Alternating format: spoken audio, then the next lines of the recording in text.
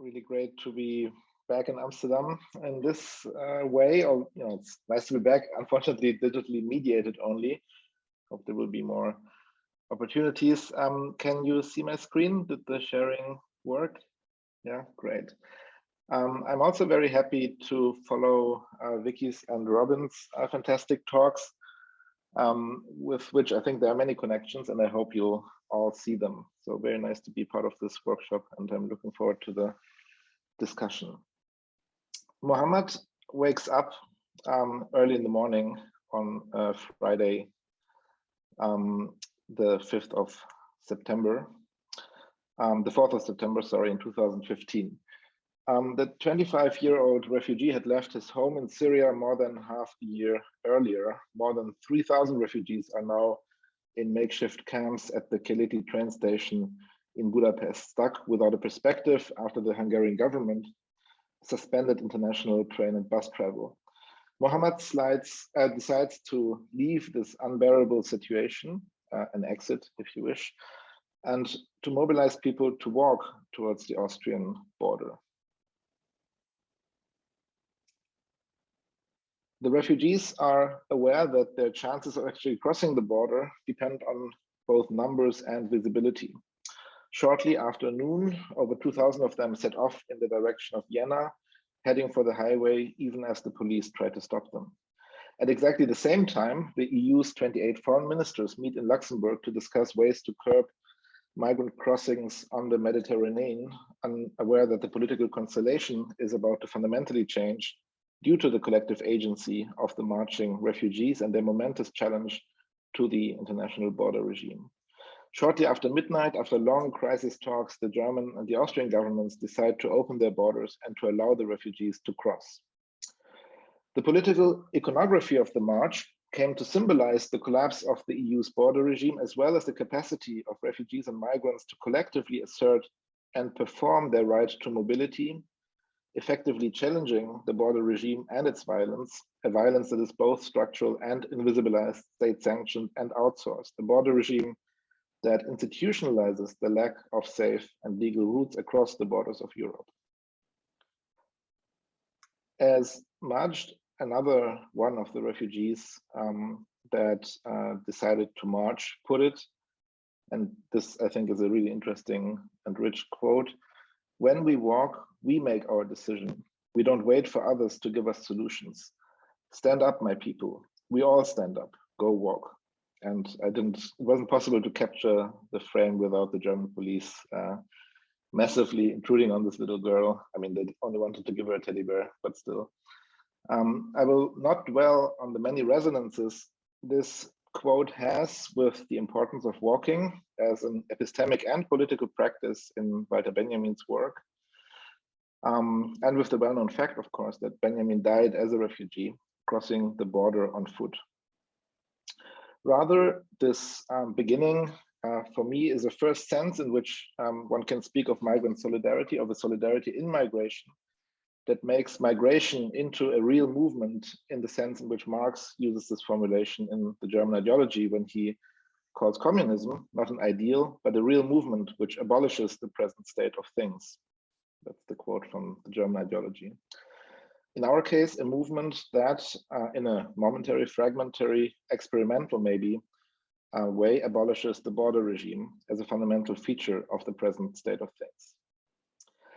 I take the march as a starting point, and there are other examples for this from the migrant caravan from Latin America to the US. There were other marches within Europe that had a similar effect on the Turkish-Greek border, for example.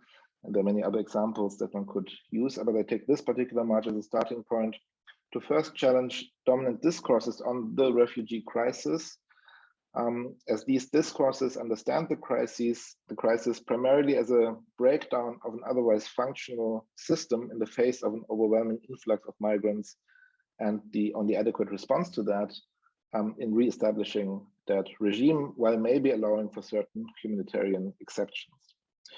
In this framing, refugees and migrants only come up as passive subjects, as part of a wave that caused the crisis, or as victims of the crisis in need of our assistance, or even as tricksters trying to jump the queue, as some a British philosopher called it, exploiting the crisis without having a valid claim. This reductive framing is not limited to the political right. Also on the left, there are those who reduce the refugee or the migrant to absolute victimhood or celebrate them as the vanguards of a politics to come without paying that much attention to the perspectives, practices, and forms of knowing migrants themselves have developed. This is surprising as, especially in this example, it was actually existing migrant perspectives, practices, agencies, and forms of knowing that politicized the question of borders and led to an actual political break, a breach or an opening in the sense in which Castoriadis and others talked of La Brèche in 1968, an opening in 2015 that not only subverted the EU's border regime, but also fundamentally challenged how migrants and refugees are represented and imagined. At least temporarily, the migrants on the march managed to break down the dualistic grid of securitization and what Didier Fassin calls the discretionary humanism by manifesting the political and epistemic agency of those usually depersonalized in a naturalizing vocabulary of floods, flows, and streams. In what follows, I focus on migrant and refugee activism during the so-called Summer of Migration as an example for how the political and social movement of migrant solidarity can play an active role in producing, rather than just responding to crises, as well as in producing knowledge about them. The epistemic and political significance of this knowledge can be spelled out with a reference to standpoint theoretical insights that, and especially the idea that is often precisely those who are subjected to social oppression and thereby in certain ways epistemically marginalized to turn out to be epistemically privileged with regard to identifying crises for what they are. A thought that you find from Du Bois, who was mentioned by Daniel, to many of the Black feminist writers in that standpoint theoretical tradition. In the case of migrants, it is literally those at the margins who run into and push against boundaries, the boundaries of territory, but also the boundaries of membership, both in specific political communities, but also in the supposedly universal community of humanity, the boundaries of both particular and supposedly universal forms of solidarity. Boundaries that most people in the West have never directly experienced or are not aware of. Thus, they force the more privileged to confront the ways both the internal and the external boundaries of the community function and are enforced, potentially creating and performing a kind of solidarity that reconfigures what Bell Hooks calls imposed marginality from a site of deprivation into a site of radical openness, a site of radical possibility, a space of resistance from which counter-hegemonic discourses can emerge. There's no guarantee here, of course. The example of the march of refugees from Budapest to the Austrian border and then on to Germany provides a powerful illustration for how, in Martin Luther King's famous words, political struggles are not just responding to crises, but they create crises. They foster tensions in order to force communities to confront issues that they're otherwise ignoring. The more general theoretical claim this suggests is that the different forms of street politics can not only be seen as responses to or symptoms of crises, but as active ways of producing crises and critical and emancipatory knowledge about them. A knowledge that can also counteract objectivist tendencies within critical theory that see crises primarily in terms of structural contradictions and that underestimate, in my view at least, the crisis producing and crisis enhancing effects of social and political struggles. The rich literature on migrant and refugee political agency, to which Vicky has made important contributions and to which she has also alluded in her talk, demonstrates how decentering methodological nationalism and the hegemonic viewpoint of the citizen and the state can lead to a more complex understanding of migration, borders, and citizenship as essentially political and politically contested phenomena. My focus here is on epistemic resistance in José Medina's sense and the production of epistemic crises. In this particular case, the revelation that the refugee crisis was much more a crisis of established state-centered understandings of borders, of migration, and also of solidarity, and a crisis borders inflicted upon migrants to a certain extent, rather than the crisis of a properly functioning border regime caused by a bunch of uninvited aliens that somehow appeared out of nowhere. With their struggles, migrants challenge the self-understanding of those who regard them, to quote the title of a really bad book by David Miller, Strangers in Our Midst, seemingly coming from out of nowhere, candidates for charity maybe, but certainly not subjects of a relation of solidarity, as the bounds of solidarity have already been clearly demarcated in Miller's view, inferred as it were from seemingly incontestable assumptions of who we are. For Miller, national identity is really the primary source of solidarity. They confront our imperial way of life, and as Wissen and Brandt call it, and the public amnesia that shields it, with historical context and continuities, as well as persisting forms of economic and political domination beyond the nation state. This public amnesia is a form of motivated ignorance that Charles Mills calls global white ignorance, the refusal to acknowledge, I quote Mills, that a system of illicit racial empowerment and disablement inherited from the past may still be at work, reproducing unfair privilege and handicap at different racial poles through a wide variety of interlocking societal mechanisms. And that's where the quote ends, but I think one has to add that the international border regime is an essential part of that system of interlocking social mechanisms. Prominent slogans of migrant movements, such as "We didn't cross the border crossed us," and "We are here because you were or you are there," serve to highlight this historical connection and its political implications against the immunization mechanisms of white ignorance that seek to shield existing relations of domination from being criticized and challenged. In a second sense, then, migrant solidarity refers to practices and invocations of solidarity that challenge such ignorance and insist on de facto relations of association and their political implications that go beyond the narrow forms of pseudo-solidarity the mythological and political nationalisms of our day impose. Migrant solidarity, in a way, also means making solidarity itself undergo a process of migration, a process of debordering.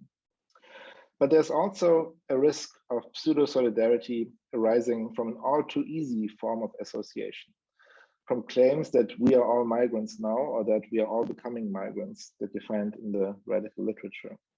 These stand in danger, I think, of disregarding the fact that the migration regime is not one, precisely because it is massively stratified along the lines of class, race, and gender, and operates under the long-lasting and ongoing effects of imperialism, colonization, and current regimes of irregularization. These effects fracture the space of migration and create asymmetries that activist longings for solidarity cannot simply ignore or wish away. It is therefore important to combine the sense of an opening that I associate with the march with something that Paul Gilroy calls for, namely the need to move beyond the cheapness of pseudo-solidarities. Solidarity requires hard work. It requires the work of association that we need to engage in response to the fact of being associated. Now, cheap solidarities in Gilroy's sense are solidarities that seem to unproblematically follow from things that are presumably given. And they are cheap in a double sense. They're cheap because that's just too simple. Solidarity never follows from anything that is just there. It is always the outcome of struggles, of practices, of work that needs to be done, of solidarization, as it were. But pseudo-solidarities are also cheap because in the case of crisis, they don't really work. I mean, they're not really there to provide an infrastructure, because precisely that infrastructure needs the basis in practices, institutions, relations that need to be built in the first place, that don't just follow from anything. Now, one way to spell this out, and here I return to Tendai Achuma's work that Vicky has also referred to, is to think of irregularized migration as a form of decolonization, aiming to supplant, I quote, the extant international legal fiction and logic of formally independent autonomous nation states, each with the right to exclude non-nationals as a matter of existential priority, with the logic and ethics of imperial interconnection, specifically colonial and neo-colonial interconnection, that actually exists today, leading to a reconceptualization of third world migration to the first world as an entitlement of neo-colonial imperial membership on grounds of political equality. Correspondingly, the march moved the question of how to relate to refugees from a humanitarian and securitarian dispositif onto the political scene, which is to say that the very presence of the refugees as a collective on the highways and at the borders caused a disruption and forced an opening, both literally and figuratively. Of course, this opening has also led to a variety of counter-reactions, from the reconfiguration of the border regime and the erection of new walls and fences via the EU-Turkey deal and the proliferation of internment camps. But these counter-reactions are themselves in a way a symptom of the lasting significance of the summer of migration, a symptom of the fact that a repetition of this has to be prevented in a way at all costs. In a powerful and politically effective way, the march formulated and enacted a radical critique of the border regime that was informed both by the lived experience and a sophisticated sense of the limits of actually existing pseudo-solidarity and the potentials of migrant solidarity. This critique was at the same time imminent, anchored in an experience of the border regime, and radically transformative, rejecting its functioning, seeking to abolish it in practice, rather than pleading with the state to reform this or that aspect or to make this or that exception.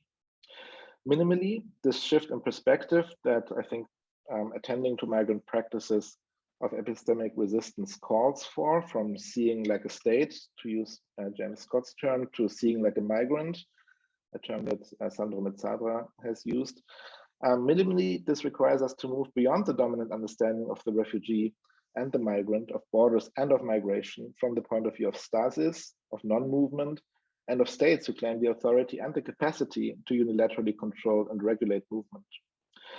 In opposition to that, what is called for and what the practice of migration both prefigures and generates as knowledge is a more complex understanding of migration that is not primarily determined by lack, anomaly, or failure, and that challenges ahistorical rationalizations of fundamentally racist and exclusionary forms of solidarity.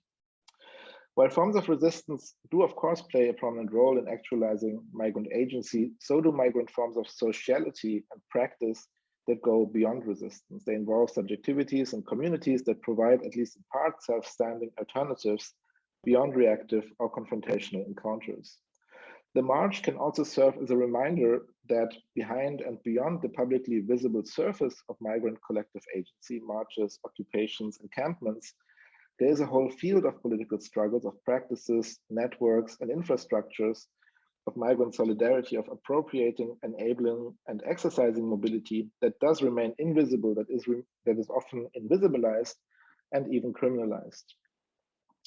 Against this background, turning to migrant struggles and migrant solidarities allows us to find cues for an alternative way of undoing the demos and of remaking the demos, or maybe rather demoi, based on forms of political struggle that question established notions of the people and its boundaries, but that might not end up embracing a positive vision of we, the people, in the singular. Migrant struggles highlight the fact that it is often precisely those who do not count as citizens or even as political agents, also women, workers, colonized subjects, migrants, and refugees, who develop new forms of citizenship and of democracy that promise to be more adequate to our current political constellation, characterized by complex processes of debordering and rebordering that undermine the idea of a territorially bounded political space with borders of territory, community, and solidarity that are clearly defined and unilaterally controlled by a supposedly pre-existing we. Indeed, migrant struggles question rather than instantiate the logic of hegemonic claim-making that is still so often associated with revolutionary and radically transformative political projects. In this, I think they share a political logic with indigenous struggles. The radically democratic potential of indigenous struggles today can be seen precisely in the dual displacement of hegemony, which can no longer serve as the privileged logic of political articulation, and of the modern nation state, which can no longer serve as the unquestioned terrain for democratic struggles. As a result, indigenous struggles for self-determination and against the colonial and imperial project of the modern nation state to impose homogeneity and territorial, cultural, political, and legal uniformity escape and undermine or even abolish in a performative way both the framework of protest as something that reacts to something that the state does, for example, and the framework of dominant notions of the civil bond and solidarity it entails. These struggles, which are of course also struggles for and over politicization and about the boundaries of the political, seem to be misidentified both in their content and in their form when they are interpreted as contestatory responses to the question of who the people really are. The we in We Didn't Cross the Border, the border crossed us, and we are here because you are there, is not and does not necessarily aspire to be the same as the we in We the People. Not all political and social struggles of our age can equally well or at all be articulated in the language of popular sovereignty and of the people in the singular. Such a national populist articulation would also miss the prefigurative potential that resides in the ways in which these struggles challenge and transcend the dominant logic of the nation state and its border regime by developing alternative forms of political agency, belonging, and solidarity in the here and now. The point is not to find a new vanguard in indigenous and migrant struggles onto which frustrated revolutionary desires can be projected. Many refugees, as mentioned before, for very good reasons, simply want their claims to be successful, and they might therefore engage in forms of claim making that reinforce rather than subvert the existing border regime and its underlying imaginary. Nevertheless, the March of Hope and many other practices of migration open up a sense of political and theoretical possibility, a different way of thinking about migration and its political implications that holds on to what might seem like an ephemeral moment. Migrant as well as indigenous struggles thus enable us to see the collective enactment of denied freedoms, the temporary realization of utopian possibilities in the here and now, and the practical decentering, if not abolishing, of the state for what they are, openings of the political space that reveal a revolutionary potential. Radical democracy in a non-hegemonic, non-populist key would thus have to start from the margins of the demos, from refugees, migrants, exiles, and those who come after them, from the discounted and the disenfranchised. Questioning established notions of the people and its boundaries without ending up embracing a positive vision of we, the people. Against this background, Migrant Solidarity points beyond claims to access existing, institutionalized, and circumscribed forms of solidarity, pointing to a different logic that questions the foundations of how political belonging and solidarity is imagined in terms of borders and citizenship. At the very least, Migrant Solidarity calls for a radical revision, pluralization, and deterritorialization of the demos of peoplehood and of its internal and external borders, all in ways that deeply unsettle the existing terms of the struggle for hegemony, rather than making a move within its narrowly national populist confines.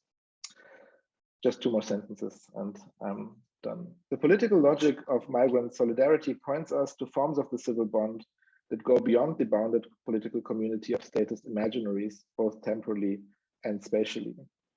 The bond these struggles appeal to is civil in a broader and counter-hegemonic sense, as it ties the fate of migrants and refugees together with that of the citizens of the wealthier states in ways that are historically deep and politically expansive.